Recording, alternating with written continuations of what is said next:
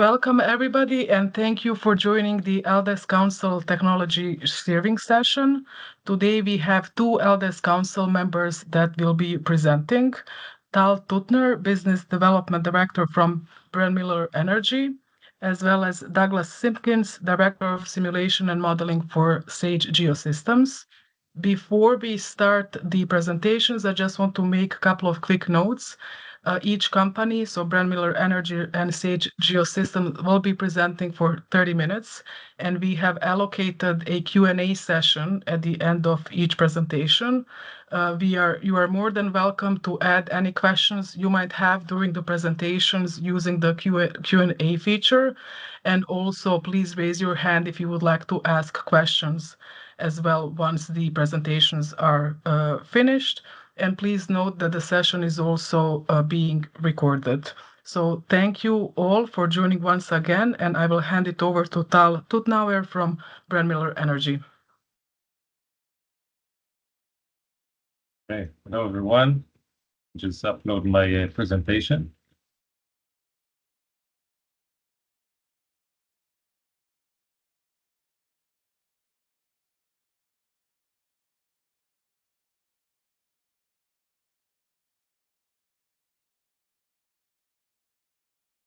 Hey, want to wait another minute? I see people are still joining.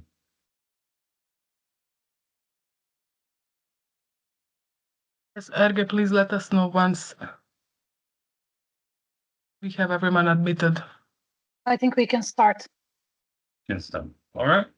Okay, so you can see my screen, right? Yes, we can. Okay. Okay, so a short introduction about Brenmiller Energy. So we are a thermal energy storage company. Our main goal today is to decarbonize industrial heat, mainly in the industrial heat space and also for thermal power plants. We started in 2012. We've raised $115 million up till today, mostly into developing the technology. We are 52 employees based in Israel. So a big chunk of the energy consumption pie is related to industrial heat. You can see about 1/3 of the global energy consumption is consumed by industry. About 70% out of that is related to heat consumption in this space. And most of this heat today is generated from fossil fuels. In Europe and the US, it's mostly gas, and places like India, China, there's a lot of coal. And very little is coming from renewables. So this is the challenge that we are trying to solve, is to allow integration of more and more renewables into generation of industrial heat. We've developed a heat battery, which is using crushed rocks to store heat at high temperatures. Okay, this is what it looks like. Inside we have storage modules. I'll show you a little bit how it looks from the inside, but the main application for us today, which we are focusing on, is power to heat.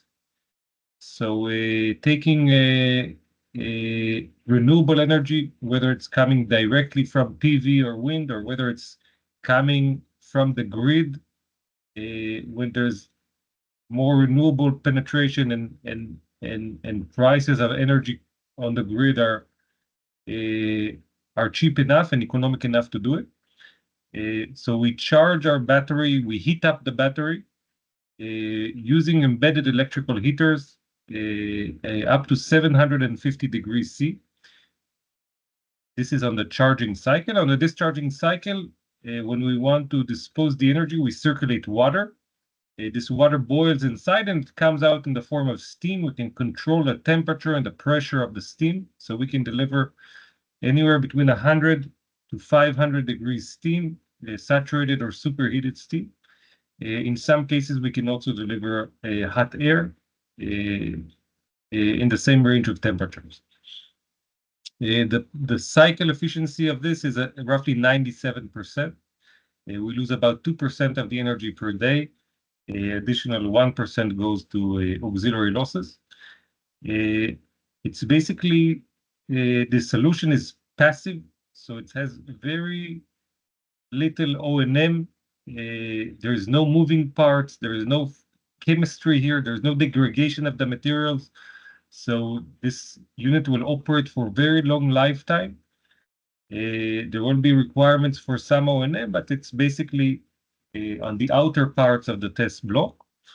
The concept is very modular. I'll show you in a minute how these modules look like, but we can start at roughly 10 megawatt hour of storage capacity, and we can increase the capacity by adding more and more storage modules up to tens and hundreds of megawatt hours in one solution, in one storage block. You can see here some pictures from how this looks like, how these storage modules look like. So it's basically 12-meter long modules.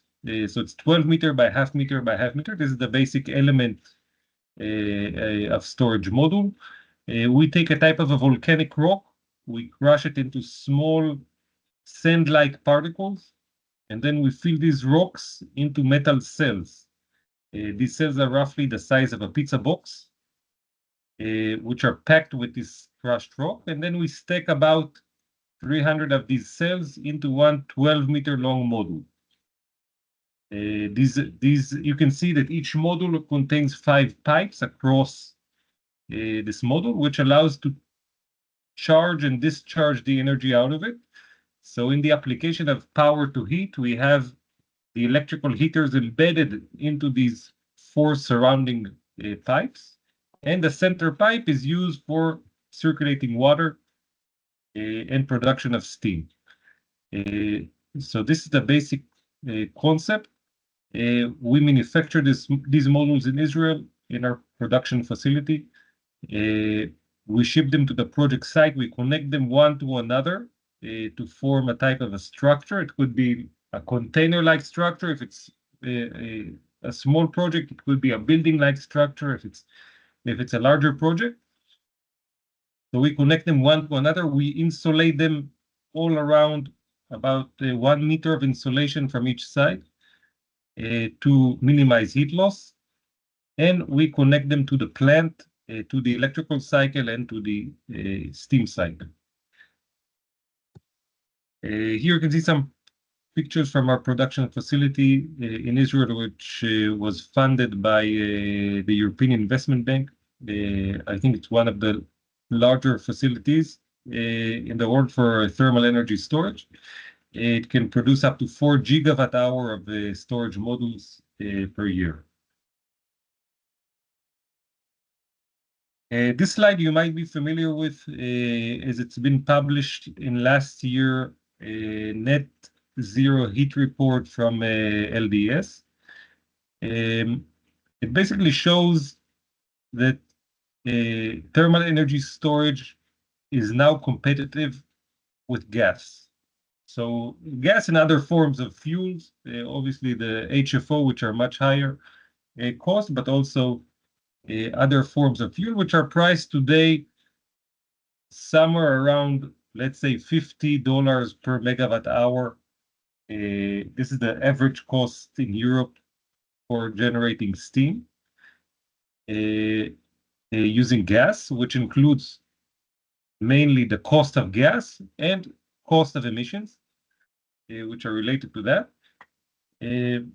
Projects involving thermal energy storage, which are aimed to replace these boilers, can produce today the same megawatt hour of heat at a lower cost. Okay, we can see cost today, levelized cost of heat coming down to even to around $30 per megawatt hour, which we think is very competitive price and allows us to compete with gas and also different sources of fuel. But this is obviously changing by the different geographies according to the cost of gas and according to the cost of emissions in each geography. Here you can see another a comparison of gas, of a same project using gas and using a combination of PV and thermal energy storage. So obviously the capex cost is much higher for PV and TESS. But the OpEx is much lower since the PV can produce this energy essentially for free after it's been installed. And the cost of gas is a substantial amount throughout the lifetime of the project. So you can see that over a 20-year lifetime of a project, the total cost of it and the levelized cost of heat, according to that, is something that now PV and thermal energy storage is now being able to compete with it. So not only more sustainable, but also now at a competitive price. We offer two business models. One is a plain and simple purchase of equipment where we produce our storage modules, we install it, and then we sell it to the end consumer, just like a boiler. We also provide the maintenance and support and after sale. The second model, which I think is more interesting, is that we are now partnering with different companies across the globe to provide heat as a service. So we can sell heat or steam at a fixed cost to the end customer with a fixed PPA for a long period of time. So this allows to first to reduce the cost of energy, but also to stabilize it so you don't have the volatility of gas prices anymore. You reduce the risk and you lower the emissions all at the same time. So I think this is an interesting model which we are now developing in different geographies. You can see here some of the name of our partners for this operation. Operating PV and thermal storage is very much similar to operation of a battery. So you charge the energy during the day whenever the PV is available, and you can dispatch the heat up to 24/7 if you have enough energy to dispatch. But you design it right, it's possible to dispatch 24/7 continuous throughout the day. So we can completely replace the fossil fuel boilers with this type of solution, especially if it's also connected to the grid. So whenever PV is not performing as well, we can also supplement from the grid. So these are the type of projects we are working on today to provide around-the-clock heat for industrial customers based on PV generation mostly. Another aspect of these projects, as we provide heat as a service, we can also gain substantial amount of revenues from the grid. So TESS now, mostly in Europe, but also in other geographies, can provide grid services, grid balancing, and get different kind of payments from the grid, and able to stabilize it, to take load off the grid when there's too much intermittent renewable energy. So these kind of payments allows us to deliver a even lower cost of heat to the industrial customers, because these types of revenue streams, they subsidize a big part of the project. So I think this allows us to become even more and more competitive when selling the steam to the end customer. Another segment for us is thermal power plants. So we allow thermal power plants to become more flexible. We do it both for gas power plants and coal power plants. So we take excess energy during the day. Maybe I'll show you this project which we've done in Italy. So the concept of this project is taking excess energy from the power plant during the day when there is a lot of solar on the grid, so the gas power plant needs to ramp down. We take this excess energy, we store it in the form of heat, and then we provide this heat in the form of steam, superheated steam, to drive a steam turbine and generate power during the evening peaks when the value of the energy is much higher. So this is the concept of these projects, to allow energy shifting within the power plant and making these thermal power plants become more flexible and allow them to ramp up and down several times a day, which is not what they are designed for initially, and allowing them to be more competitive and provide more energy to the grid. Here you can see some pictures from our projects. These are more pilot projects. So on the left, you can see a project in New York where we installed our tests in a college in upstate New York. This project is feeding both from a thermal input. So you can see on the left the gas turbine. So we are connected to the exhaust gases of this turbine. We collect it and we use this to heat up the storage, the rocks, the storage modules. This unit is also connected to the grid, so it's feeding both with thermal input and electrical input, and it's delivering heat to university campus for space heating. On the right, you can see a project in Brazil, which is using combustion of biomass gases to heat up the tests and producing hot air to a plastic factory on site. More into the recently signed projects, which, as I mentioned, are in the power to heat space. So these two projects are now in design and construction phase. On the left, you can see a project in Israel, which is together with Tempo, which is producing Heineken beer and several other beverages. So we are taking energy from PV during the day and also some electricity from the grid to charge our tests.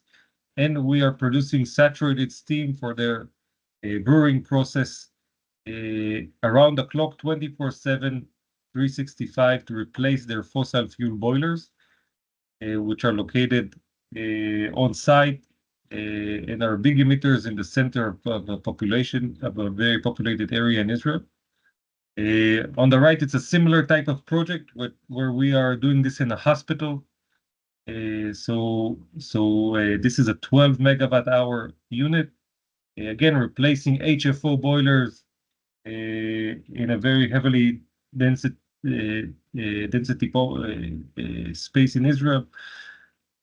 So these two projects are now in construction and will be commissioned within a few months from today. So that's it. That's what I have to show. We'll take some questions now. Thank you so much, Tal, for this presentation. So as Tal mentioned, please add any questions you might have into the Q&A section or raise your hand. And Tal, we do have one question that I will read out. Can you also do heat-to-heat storage application? And what is minimum temperature of waste heat required for your system? Yes, we can do heat to heat. This is the application which we have in Italy with Enel. This project is using steam as an input and producing steam at the output.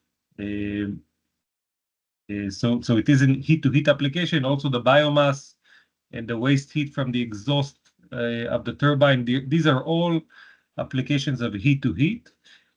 We do need to have temperature input of at least 400 degrees C in order to be able to produce heat at the other side at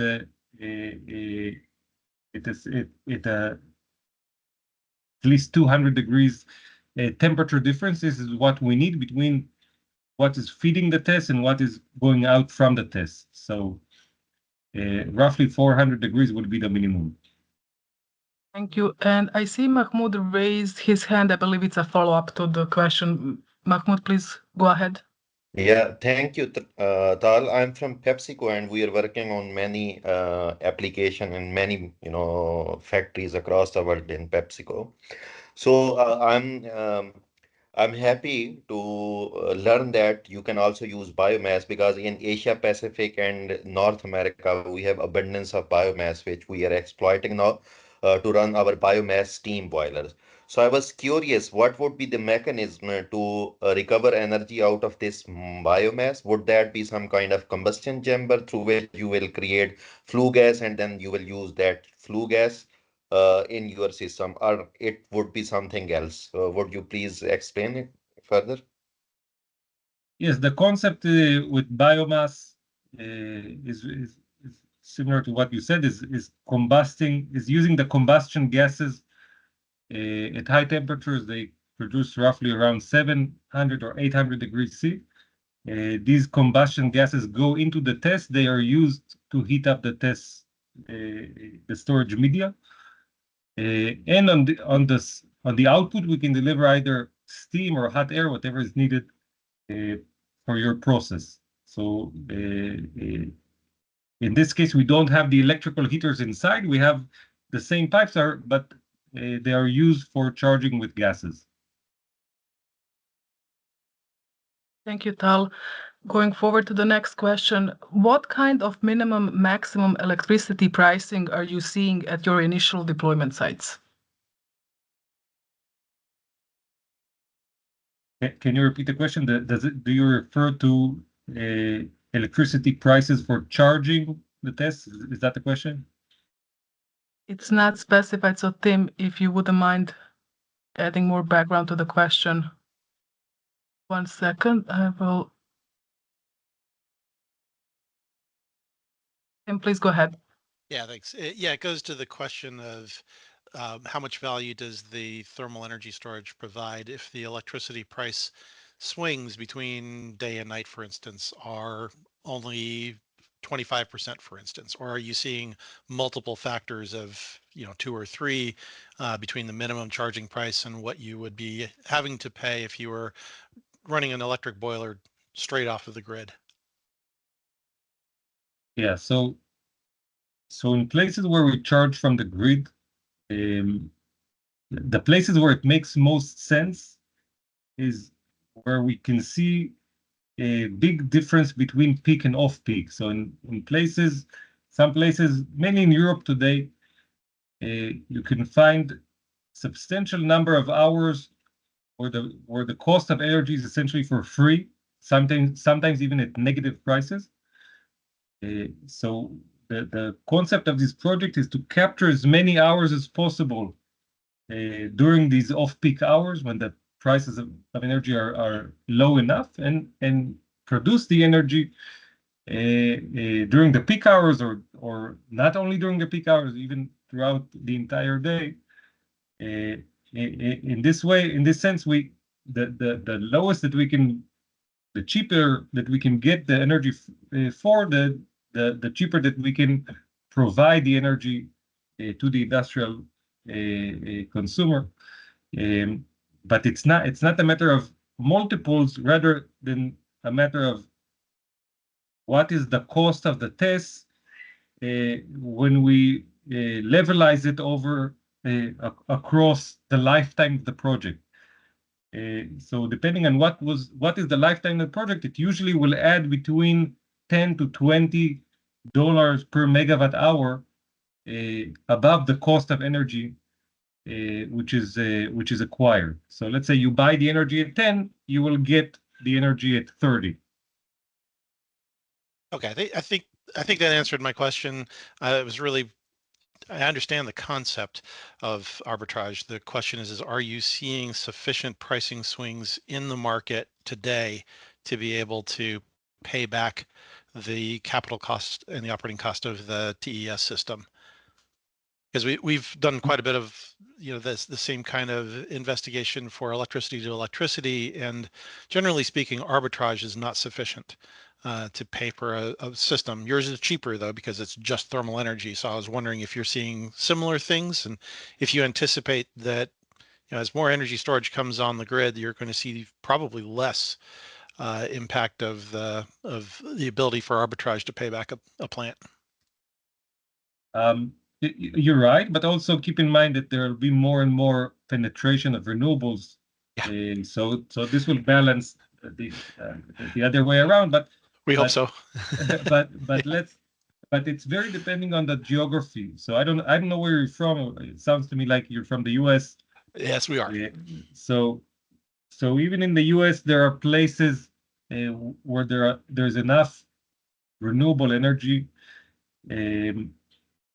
So that prices which are very close to zero could be captured for hundreds and even thousands of hours per year, which is enough to make this project work. I don't know specifically where you've done this research. We know in a lot of places it doesn't work, but we need to do this exercise per specific site, per specific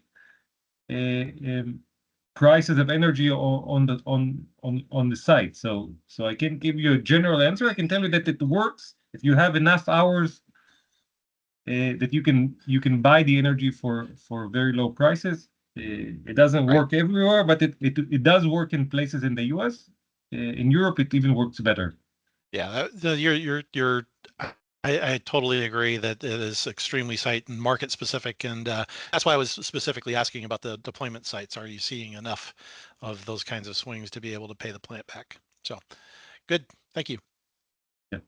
Thank you, Tal, and thank you, Tim, for your question. We have sufficient time for one more question, and that's our very own Gabe Murtaugh. So, Gabe, if you wouldn't mind clarifying the question related to the graphics. No, I think mine was almost a direct follow-on to Tim's question. Same kind of things. What specific market are you looking at in the graphic that you're showing? Are these revenues just projected revenues, or are these actually site revenues? And anything you could do to elaborate on the particular examples that you're presenting, I think would be helpful. I can tell you we're focusing today in places where we find the economics to work. I mentioned it's mostly today in Europe, because not only that there are enough hours of the day when electricity is cheap enough, but you can also get substantial amount of revenues from grid services. The AFRR mechanism is working today in favor of the tests. And actually we don't have these projects working yet, but we are expecting them to provide a substantial amount of revenues, even more than the revenues coming from the sale of heat. So in these places where the grid is supporting a lot of the revenue stream, it does work, and it provides a decent enough return on investment to interest financial players to support this. So, maybe it makes sense to have some of the more detailed conversations offline, but I'd like to continue to probe into that a little bit further. Thank you, Gabe. And thank you, Tal. If anybody has any follow-up questions related to Brenmiller presentation, please do continue to post questions in the QA section, which can be handled then offline. And we will move forward now to Douglas Simpkins, Director of Simulation and Modeling for Sage Geosystems.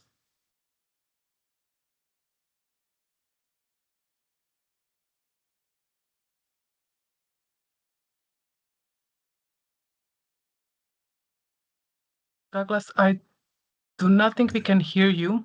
Can you hear me now? Perfect. All right. I'm Douglas Simpkins, Director of Modeling and the Simulation for Sage Geosystems.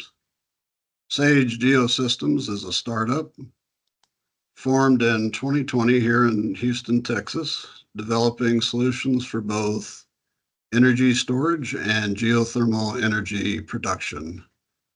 Why geothermal and energy storage? Our subsurface technology can be used to do both. But today I'll focus on our energy storage solution that we call EarthStore, which is a form of pumped hydro that utilizes deep hydraulic fractures in the earth to store energy.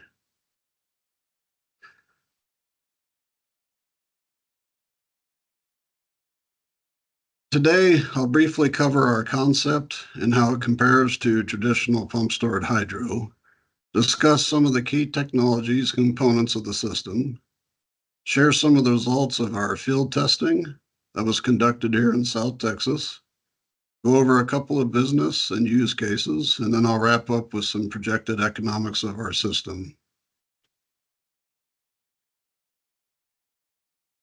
Our energy storage solution is designed to fill a gap between traditional pump-stored hydro and chemical batteries. Discharge time is designed to be anywhere from 4 hours to a couple of days, where our capacity is expected to be between 10 megawatt hours and 1 gigawatt hour. More than 90% of energy storage today is in the form of pumped stored hydro type systems pictured on the right. Subsurface energy storage is a type of pumped stored hydro but flips upside down. The picture on the left describes the system and process for a single well.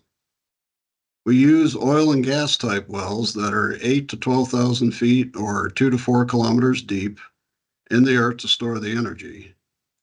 Rather than pumping fluid up a mountain, electricity is used to pump fluid from a surface pit down the well.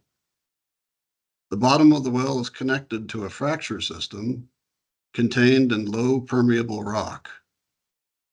The fracture acts like a tank, storing the fluid. During injection, the fluid pressure will build up on the wall of the fracture, and the rock responds in an elastic manner, acting like a giant spring storing the energy. Once the system is charged, the wellhead is closed and the pressure is maintained.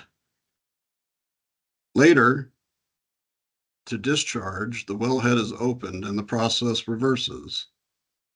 The fracture will slowly close, pushing the fluid back to the surface, and then it is run through a turbine.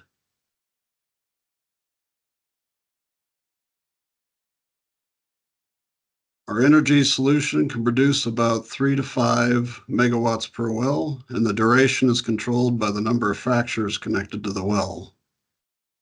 For EarthStore, we prefer subsurface temperatures less than 150 degrees C. Otherwise, management of the heat becomes part of the process. We have other geothermal systems that will address formation targets with higher temperatures, but those will not be covered here today. Compared to a traditional pump-stored hydro, our solution is not geographically limited to a mountainous region.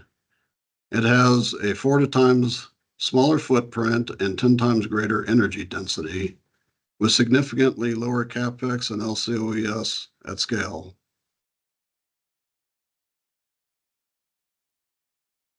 Here's a calculation example of the performance of a 3 megawatt system with the round trip efficiency of about 70%, strongly influenced by the efficiency of the pump and the efficiency of the turbine. The well here is about 10,000 feet or about 3,000 meters in the earth. The fracture will sit in a low permeable tight mudstone or shale with less than 50 microdarcy permeability. You can see in the picture of the system, the pump and turbine and storage system is included. It flows at a rate of about 120 liters a second or 45 barrels a minute, with a surface pressure around 4,000 psi, 276 bar. About 17 megawatt hours are stored and 12 megawatt hours are produced over 4 hours. This is a rendering of a 60 megawatt hour to 720 megawatt hour facility. In terms of power, that's around 30 to 50 megawatts. You can see the surface pit and about 5 pumps, 10 wellheads, and 5 turbines manifolded together. Notice the turbines here are sitting on top of tanks. These are Pelton-type turbines that will discharge into the pit below. This calculation demonstrates the small surface footprint of our system compared to a traditional pump-stored hydro. Our storage solution is about 60% smaller footprint per megawatt. The map above shows the regions in yellow of the United States where subsurface conditions are satisfied for energy storage with this technology. The regions in orange are better suited for geothermal energy extraction. There are similar maps all around the world that show a similar story, that subsurface energy storage is possible just about anywhere. So what makes subsurface energy storage possible? We have a unique way of constructing our fractures. The fractures of this system are created using a very dense fluid, near twice as dense as water. Heavy density fluid grows a fracture preferentially downward and outward. When using a heavy fluid, the gravity will assist in the process of fracturing. This enables less volumetric flow rate and pumping pressure at the surface. This is a proven technique used in the nuclear energy industry to dispose of nuclear waste. So why do we prefer fractures to be downward? In traditional hydraulic fracturing, lighter fluid, like water, is typically used to create fractures. In this mode, fractures tend to grow upward and outward, and the fluid can tend to get trapped above the perforations, which is shown here on the right. This is actually not ideal for energy storage, because in other words, trapped fluid will mean stored energy that we cannot recover. Downward fractures, on the other hand, behave like a zipper. During the charging or injection process, the fluid will push on the fracture downward, opening the zipper, where during discharge, the zipper will close upward. The rock will push the fluid from the bottom out, not leaving any fluid trapped.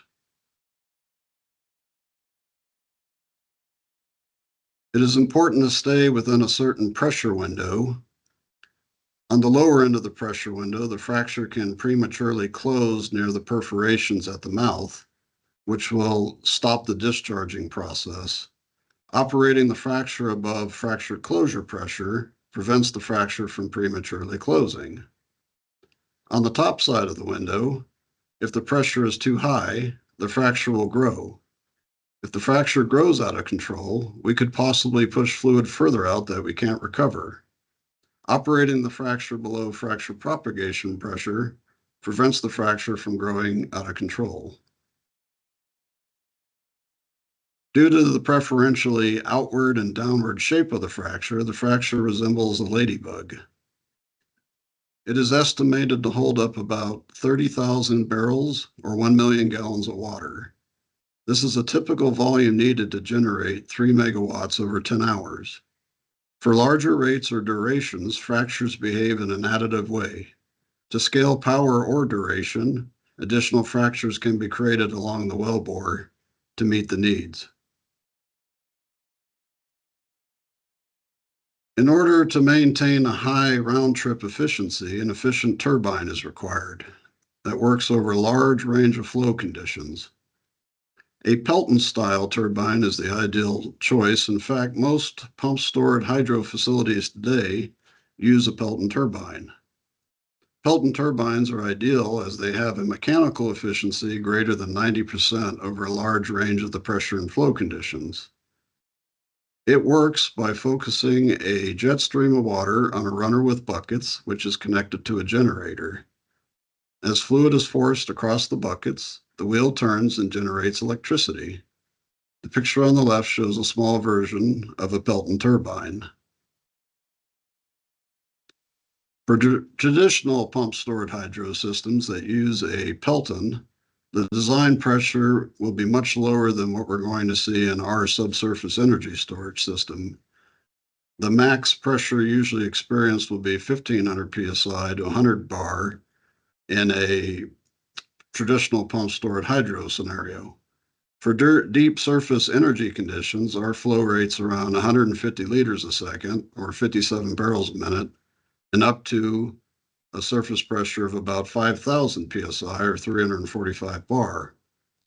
This will require a runner diameter of about 5 feet or 1.4 meters. We are currently working with a vendor to manufacture a Pelton that meets these requirements. This is actually new in the design space for this manufacturer. And fortunately, the physics are known and the high pressure Pelton is a constructible machine. In fact, on the picture on the right here, this is the current state of our runner being fabricated today. Lastly, the casing size of the well is a critical design parameter.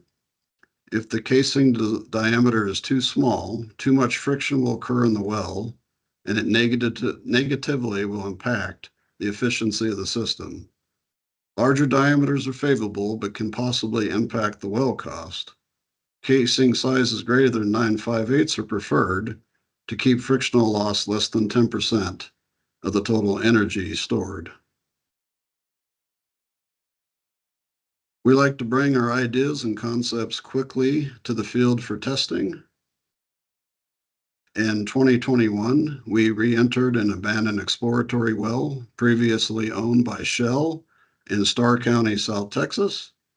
Originally, this well was used to test our downward-oriented gravity fracture technology and the concept of a single well enhanced geothermal system.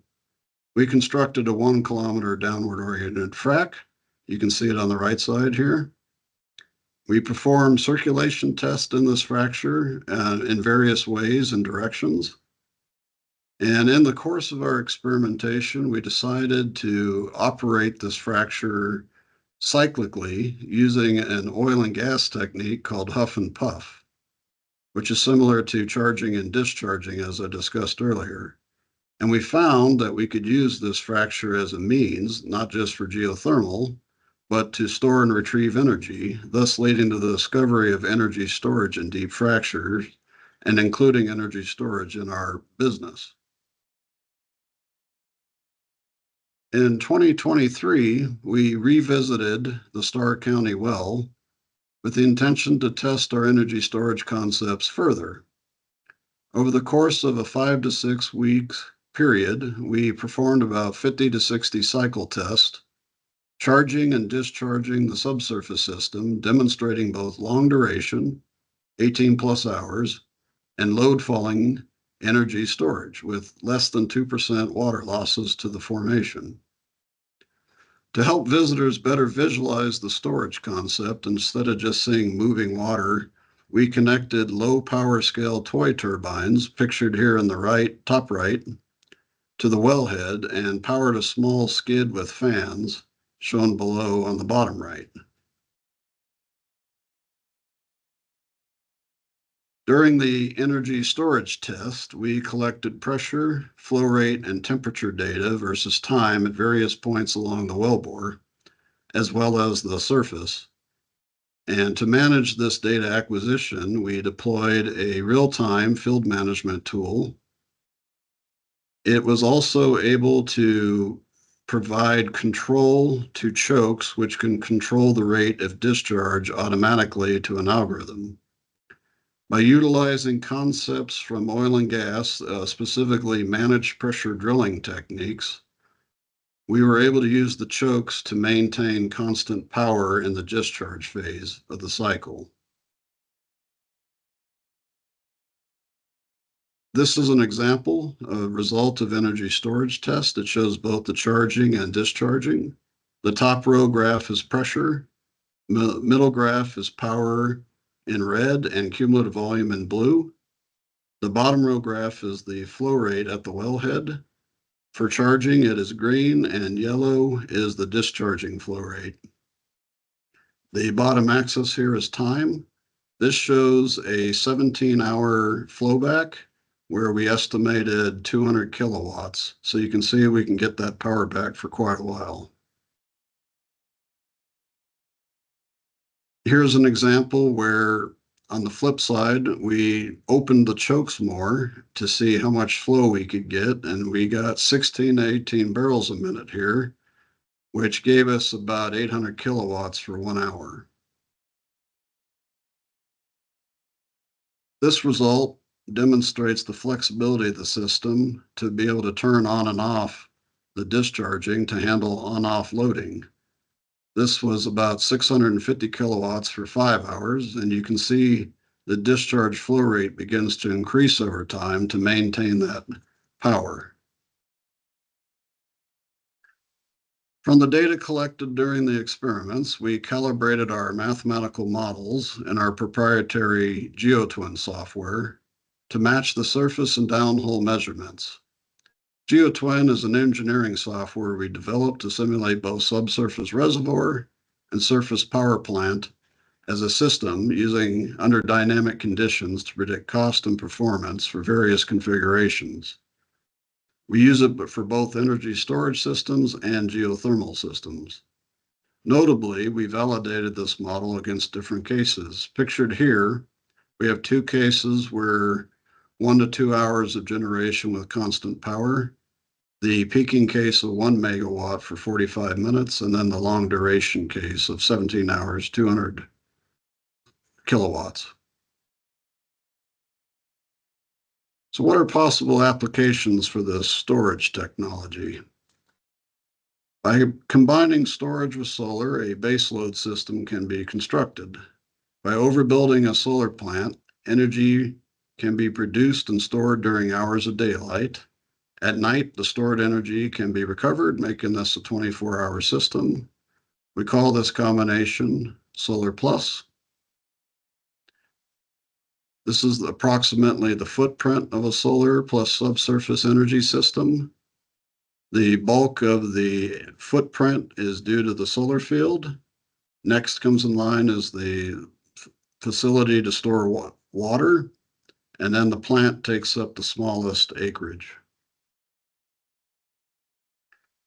Solar plus subsurface energy storage is ideal for applications, particularly that benefit from being grid independent at the 200 megawatt scale.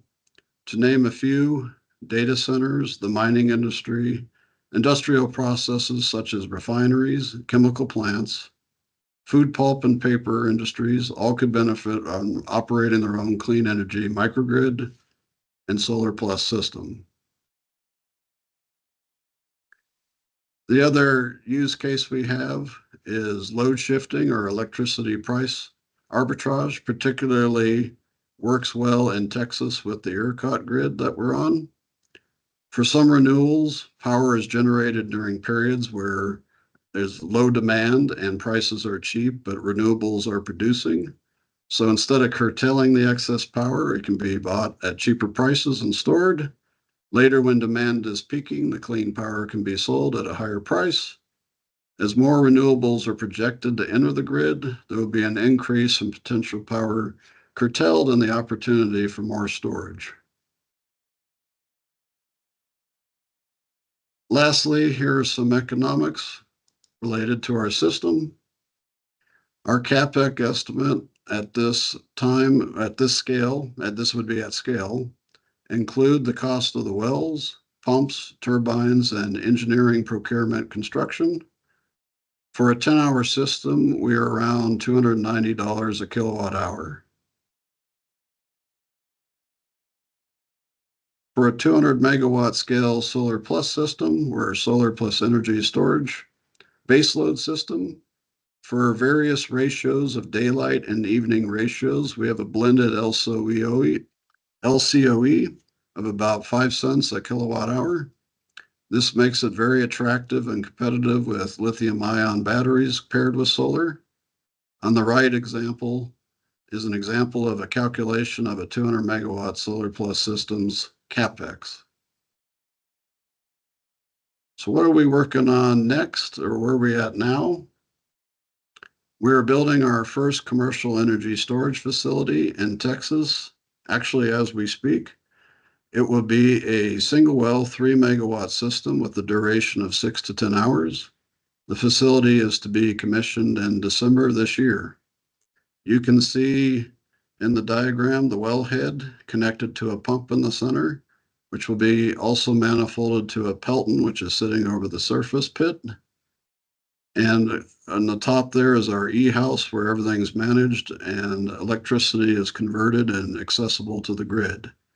We plan to have this system grid connected a little bit longer, which would be Q2 of 2025. In addition to this energy storage project, we have other projects related to geothermal that we're executing in parallel. Okay, that's it for my presentation. Thank you. Thank you so much, Douglas, for this presentation, and thank you also, Tal from Brenmiller. As mentioned earlier, we will be posting this webinar publicly on our website and our social media channels as well. Thank you, everybody, for joining. Thank you.